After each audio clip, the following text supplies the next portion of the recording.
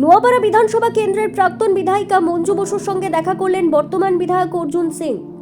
নোয়াপাড়া বিধানসভা কেন্দ্রের আবেগ প্রয়াত বিকাশ বসু তৃণমূল নেতা 2001 সালে খুন হয়েছিলেন দুষ্কৃতীদের হাতে। নোয়াপাড়া বিধানসভা থেকে জয়লাভ করে সেই বিকাশ বসুর স্ত্রী প্রাক্তন বিধায়িকা মঞ্জু বসুর সঙ্গে দেখা করলেন অর্জুন সিং।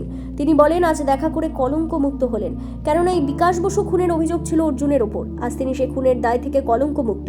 এই খুনের তদন্ত করা হবে জানালেন তিনি। দেখুন, এটা রাজনীতি ব্যাপার নয়। 26 বছর আগে বিকাশদা খুন হয়, তখন কিন্তু এই জেলাটা আমরাই দুজন চালাতাম। উনি লিডার ছিলেন বিকাশদা, আর আমি ওনার সঙ্গে থাকতাম। সমস্ত জায়গা আমরা দুজনই একসঙ্গে যেতাম। কিন্তু খুব কায়দা করে দলের কিছু লোক সিপিএম সঙ্গে হাত মিলিয়ে এই ঘটনাটা ঘটিয়েছিল। তখন একটা কনফিউশন ছিল, উনি ভেবেছিলেন পার্টির ওনাকে এরকম বুঝিয়েছিল আমি নাকি এর মধ্যে যুক্ত আছি। কিন্তু আমি তো আজকে সত্যিকারে বলবো, আমি আজকে কলঙ্ক মুক্ত হব। ওনার সঙ্গে আমি কথা বলেছিলাম, উনি আমাকে এলাউ করেছেন, তাই আমি এসেছি। তো এলাউ না করতেন তো আমি আসতাম না। এই বাড়িতে 26 বছর আগে আমাদের প্রায় রোজই যেতাম। যখন এই বাড়ি ভাঙচুর হয়, সিপিএম ভাঙচুর হয়, তখন রাত্রিবেলা আমি পৌঁছেছিলাম। তো একটা সময় ছিল আমরা একসঙ্গে ছিল। আজকে কিন্তু আমার রাজনৈতিক জীবনে অনেক আপ অ্যান্ড ডাউন হয়েছে, কিন্তু পার্সোনাল লেভেলে একটা অদ্ভুত ভাবে যার সঙ্গে কোনো ভাবে জড়িত ছিলাম না, সেটা নিয়ে কিছু লোক আমাকে জুড়ে দিয়েছে।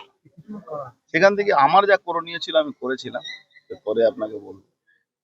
কিন্তু আজকে উনি আমাকে যে ডেকেছেন, আমি এসছি, মানে এলাউ করেছেন, নট ডেকেছেন, এলাউ করেছেন আমি আসবো। আমি ওনাকে বলেছিলাম যে তারপরে প্রথম কারো বাড়িতে যাব তো আপনার বাড়িতে যাবো।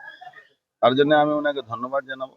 এটা মঞ্জু বোসকে, উনি রাজনীতি ব্যাপার না, ওনাকে আমি বলবো নোয়াপাড়া যে উন্নয়ন হবে, আগামী যে কোনো আমাদের সরকার হবে, উন্নয়ন হবে, তার মধ্যে কিছু লোক তো লাগবে।